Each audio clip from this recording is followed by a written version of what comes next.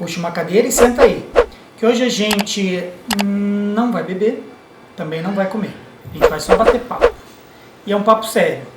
A gente vai falar de um vírus que, apesar de ter um nome delicioso de cerveja mexicana, ele não desce bem, nem gelado. Ele está causando enormes transtornos sociais, porque as pessoas estão ficando isoladas nas suas casas, transtornos econômicos, está quebrando bolsas de valores, está quebrando empresas, está quebrando pessoas físicas, está quebrando verdadeiramente nações. E principalmente, esse vírus está sendo um problema grave de saúde pública. Milhares de pessoas já morreram e, infelizmente, milhares ainda hão de morrer.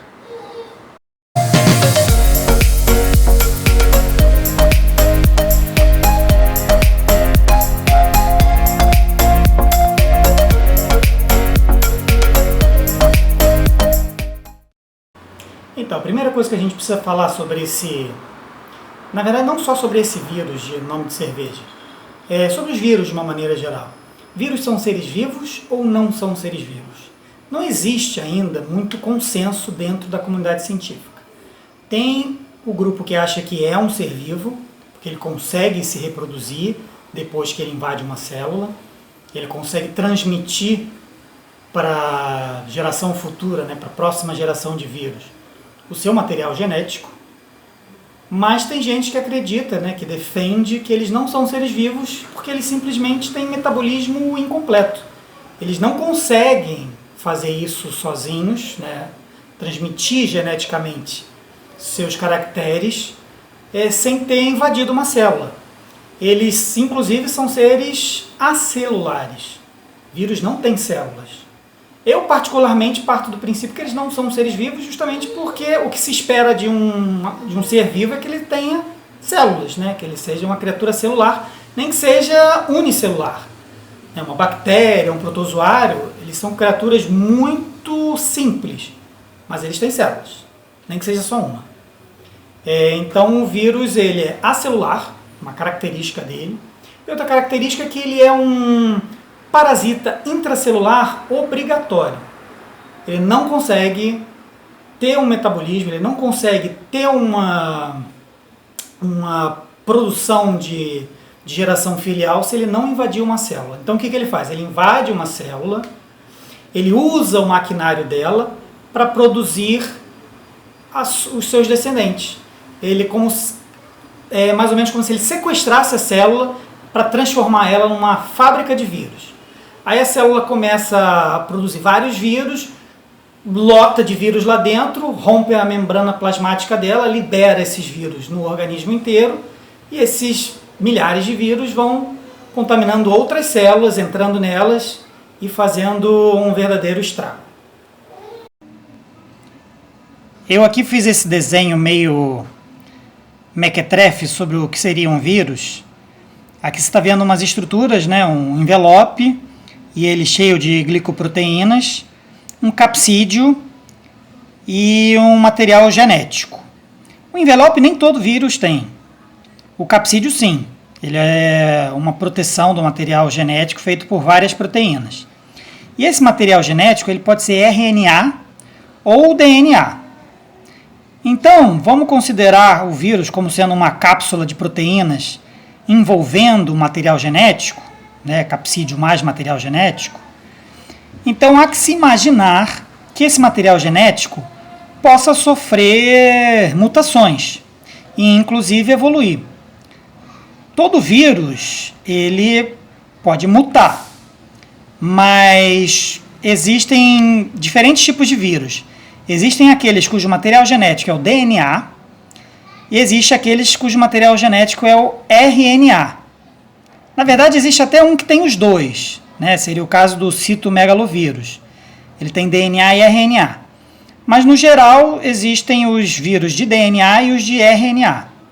Os de DNA, eles contam com uma enzima chamada DNA polimerase, que corrige muitos erros de transmissão, de transcrição do material genético. E, por isso, a taxa de mutações é bem menor. Já os vírus de RNA, eles não têm um sistema de correção de erros tão eficiente quanto os vírus de DNA. Então, é natural imaginar que os vírus de RNA, eles têm uma taxa de mutação muito maior. E adivinha só, os vírus da gripe, inclusive esse com o nome de cerveja, são vírus de RNA. Bom, só para tirar aqui uma dúvida, dá para tratar estados virais com antibióticos? Na verdade, não. Antibiótico, como o próprio nome diz, é uma coisa contrária a algo que tenha vida, né? Um antibiológico. E a gente acabou de ver aí que vírus, para muita gente, não é considerado nem um ser vivo, então não. Antibiótico, ele é para combater bactérias. Ele não combate vírus. Se você quiser combater vírus com algum tipo de medicamento, teria que ser um antiviral. E mesmo assim, esses antivirais, eles não combatem o vírus em si, eles não matam o vírus. O que eles fazem é combater os sintomas. Eles melhoram os sintomas dentro do organismo, dentro de você, para te dar tempo, para te dar bem-estar, para o seu organismo, para o seu sistema imune combater esses vírus. No fundo, é o seu sistema imunológico que vai resolver essa pendência. É ele que vai brigar, é ele que vai lá conhecer aquele invasor, conhecer como ele funciona e criar os seus mecanismos próprios de combatê-lo. Não existe ainda uma vacina, pelo menos até o momento que eu gravei esse vídeo, não tinham criado nenhuma vacina para combater esse vírus que virou uma grande pandemia global, mas existem meios que a gente pode tentar facilitar a nossa prevenção e evitar o contágio. Um desses meios é usar álcool em gel na mão, usar bem, bastante, deixar a mão higienizada com isso aqui, mas o ideal mesmo não é nem o álcool gel.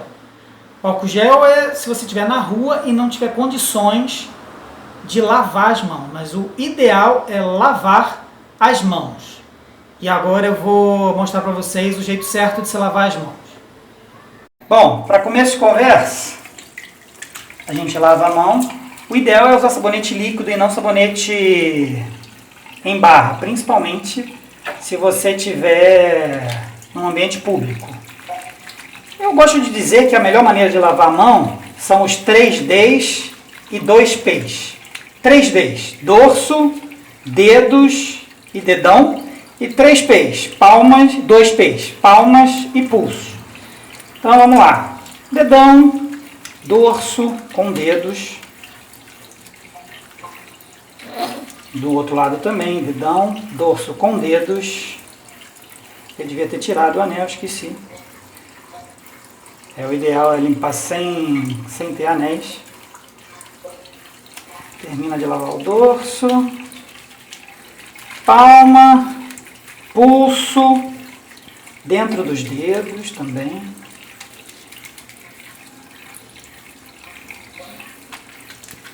E aí a gente pode enxaguar.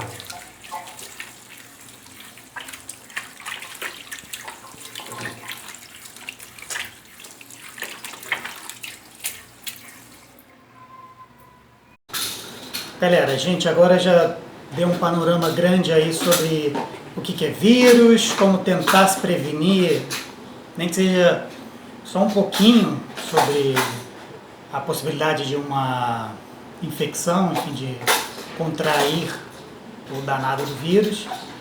E como o nosso canal ele fala sobre bar, fala sobre beber, sobre comer, sobre festejar com amigos, enfim, com a galera, eu gostaria de dizer para que vocês continuem festejando só aqui em casa. Se quiser muito conhecer novas pessoas e tal, vai para a internet, enfim, se reúna pela internet com seus amigos para beber. Uma das razões que fez eu e meu irmão começarmos esse vídeo era justamente para que ele fosse uma espécie de bar virtual, para que as pessoas se encontrassem virtualmente, remotamente, na impossibilidade de se encontrar pessoalmente, para se divertir, para tomar uma cerveja, trocar uma ideia, enfim. Façam isso, usem ferramentas que a gente tem na internet para fazer isso, Hangouts, por exemplo. E agora vocês vão ficar mais um pouquinho com o meu irmão, que ele vai dar mais umas palavrinhas sobre como se prevenir se você estiver bebendo e comendo com amigos. Fala pessoal, tudo bem? Na verdade não está tudo bem, né? Nós estamos vivendo uma pandemia, esse vírus chegou no nosso país e infelizmente a gente está tendo que tomar alguns cuidados novos para evitar que um número muito grande da população seja atingido e tenhamos tantos óbitos como tem sido registrados em todo o mundo. Meu irmão já falou um pouco sobre o vírus, falou como lavar as mãos, explicou como é o vírus. E eu estou aqui só para encerrar esse vídeo dando mais algumas dicas. A principal forma de transmissão desse vírus é pelo contato com uma pessoa infectada ou com uma superfície infectada. Então por isso a importância de lavar as mãos frequentemente, porque se você estiver com a sua mão contaminada e você levar aos olhos, ao nariz, à boca, e o vírus que estiver ali entrar em contato com a mucosa de um desses lugares, você vai contrair o vírus. Então, nos dias de hoje é muito importante você não compartilhar talheres, não compartilhar petiscos, porque a pessoa pega o petisco com a mão, come, vai botar a mão de novo ali no pote, vai contaminar e vai transmitir o vírus para outras pessoas. E a orientação das autoridades competentes é de que a gente deve fazer o isolamento social. Cada um deve ficar na sua casa, devemos ficar em casa para evitar que o vírus se espalhe para mais pessoas. Eu e meu irmão decidimos cumprir essas orientações. É uma orientação da OMS, a Organização Mundial de Saúde, é uma recomendação do Ministério da Saúde, das Secretarias de Saúde, e a gente decidiu seguir essas orientações para a nossa saúde, né? Para a gente resguardar a nossa saúde, a nossa vida, a dos nossos familiares, das pessoas que nós amamos, dos nossos vizinhos. Então eu estou aqui na minha casa com a minha família, o meu irmão está na casa dele com a família dele, e a gente não está podendo gravar, porque a gente não está tendo esse contato. Então nós estamos seguindo esses protocolos, mas nós sempre gravamos com antecedência, uma boa antecedência. Então nós temos aí um front de 1 a 2 meses de vídeos já gravados. A gente vai soltando esses vídeos toda semana, como a gente faz, e esperamos que dentro desse tempo a gente chegue ao fim dessa pandemia, que a gente consiga poder voltar à nossa vida normal, para a gente poder voltar a gravar.